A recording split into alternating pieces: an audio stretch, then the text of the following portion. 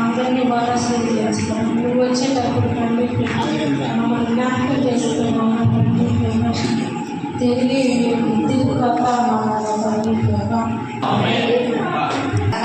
వస్తాను తండ్రి.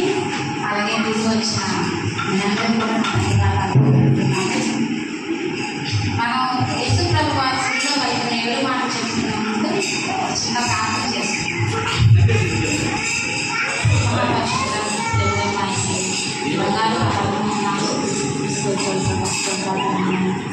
ప్రభు శివులో ప్రభు ఈరోజు మా కొరకు మరణించాలి. ప్రభు ఎంతో ముఖ్యమైన 7 మాటలు చేస్తున్నాం. ప్రభు నేను ఆ మాటలు తెలిసినప్పుడు ప్రభు మమ్మల్ని ఎన్నికన్నందుకు నీకు వందనాలు ఈ మాట చెప్తున్న ప్రభు మేము అర్హులు కాదు. ముందు నిలబడడానికి మేము అయోగ్యులు ప్రభు. నేనైనా అయినా ప్రభావ మమ్మల్ని ఎందుకున్నాము ప్రభావ తండ్రి నైనా వేసుకుంటాను ప్రభావ అన్నింటికి వందనాలు తండ్రి నైనా దేని ప్రభావ మనకుండా ప్రభావ ధైర్యంగా ప్రభావ ఈ మాటను నేను బోధించడానికి మాకు సహాయం దయచేయండి ప్రభావ తండ్రి నైనా ఇక్కడ నుంచి ప్రతి ఒక్క బిడ్డ వాక్యాలు చెప్పే ప్రతి ఒక్క బిడ్డకి నీ ధైర్యాన్ని కలిగించండి తండ్రి నైనా ఎంతో చక్కగా ప్రభావ మీ మాటను వివరించడం ప్రభావ మీరు మాకు సహాయం దయచేయాలి. మీరే మాకు తోడుగా నడిపించి మా నోటి నుండి మా మాటలు కాకుండా ప్రభావ నువ్వే మాట్లాడుతున్నట్టు ప్రభావ నీ మాటలు ప్రభావ మా నోటి నుంచి వచ్చి ప్రజలకు సహాయం దయచేయాలి. ఏసీఆర్ని పరుచుకున్నాము నడిపెట్టుకుని ప్రార్థన చేస్తున్నాము తండ్రి. యేసు ప్రభు వారు శిలువలో పలికిన 7 మాటల్లో మనం ఇప్పుడు మొదటి మాట తెలుసుకుందాం. లూకాసు వార్త 23వ అధ్యాయము 34వ వచనం. యేసు తండ్రి మీరేం చేస్తున్నారు మీరు ఎరుగరు కనుక మీరు క్షమించమని ఆయన చెప్పాడు. ఇక్కడ మనం ముందుగా చూసినట్లయితే ఆయన శిలువలో ఏమని చెప్తున్నాడు, మనకి దేని గురించి తెలియజేస్తున్నాడు, క్షమాపణ గురించి తెలియజేస్తున్నాడు. క్షమాపణ అనేది చాలా గొప్ప విషయం. అది మన మానవుల్లో లేదు. ఇతరులు క్షమించే గుణం అసలు మనకి రాదు. అయితే అసలు ముందుగా మనం దేని గురించి మంచి శుక్రవారం గుడ్ ఫ్రైడే అంటే ఏంటి కదా,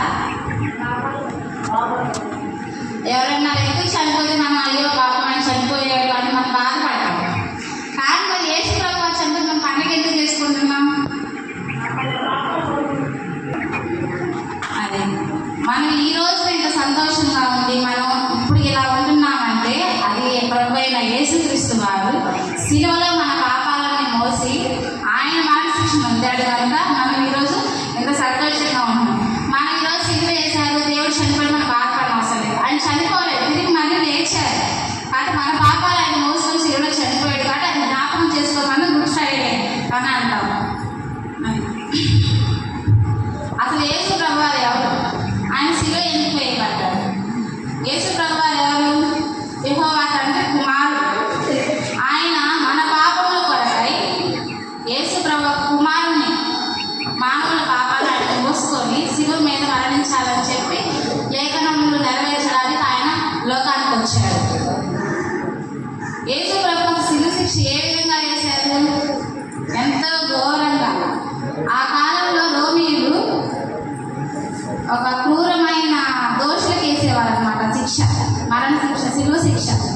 అది ఎంత భయంకరమైన శిక్ష అంటే ఆయన దిగంబరిగా అంటే ఒంటి మీద బట్టలు లేకుండా తీసివేసి అది ఆ కొరడా కూడా ఎలా అంటే అసలు అది ఒక ముళ్ళ కాయ ఉన్నట్టు ఆ కొరడా ఒక దెబ్బ కొడిన అది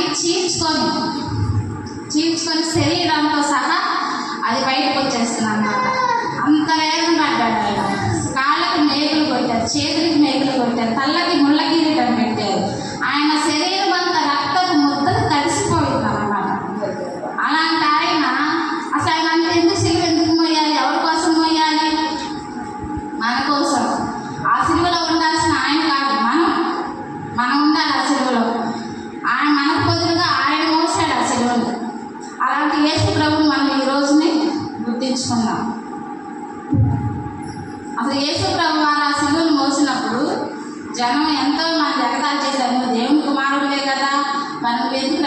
ఓర్చుకోలేకపోతున్నావు, నువ్వు మరి అతను రక్షిస్తావు కదా అని చెప్పడం చాలామంది వ్యక్తాలు చేశారు. ఆయన మొహాన్ని ముందు వేశారు, ఎంతో ఆయన చిత్రహింసలు పెట్టారు. అయితే దేవుడు అది ఏం కూడా పట్టించుకోలేదు. ఆయన అంత బాధలో ఉండి కూడా ఎవరి కోసం ప్రార్థన చేశాడు తెలుసా? ఆయన కన్న తల్లి అయిన మరిన తల్లి కోసం ప్రార్థన చేయలేదు. ఆయనతో ఉన్న శిష్యుల కోసం కూడా ఆయన ప్రార్థన చేయలేదు. ఆయన ఎవరైతే ఎగతాళి చేసి ఆయన ఎవరైతే చిత్రహింసలు పెట్టి సిలువ వేయబడ్డారో వారి వరకు ప్రార్థన చేశాడు. ఏమని? తండ్రి వీరేమి చేస్తున్నారో వీరు ఎరుగరు కనుక దీన్ని క్షమించమని ఆయన ప్రార్థన చేశాడు. చూడండి, ఇక్కడ క్షమాపణ అనేది ఎంత ముఖ్యమైనది మనకు అర్థమవుతుంది. మనమైతే అలా చేయగలమా? మనల్ని ఎవరైనా ఒక మాట అంటేనే మనం ఊరుకోం, అసలు ఒక మాట చాలు వెళ్ళి వాళ్ళ మీద ఆడడానికి. అలాంటిది మరి ఆయన అంత శిక్షణ వేసి కూడా ఆయన అంత బాధించినా కూడా మనం క్షమించమని యెహోవా తండ్రిని వేడుకుంటున్నాడు. దీంట్లో మనకి నీదేం అర్థమవుతుంది? చివరి సమయంలో కూడా ఆయన క్షమాపణ గురించి మనకి బోధిస్తున్నాడు. క్షమాపణ ఎంత ముఖ్యమైనదో కూడా మనం తెలుసుకోవచ్చు. మనకు కూడా యేసు దగ్గరే శిలువ క్షమాపణ మనకు దొరుకుతుంది. నీవు నేను కూడా ఇతరులను క్షమించేవారిగా ఉందాం. ఇంకా నీలో ఎవరైనా కానీ ఇతరులను దూషించకుండా తండ్రి నేను క్షమించే గుణం నాకు దయచేయండి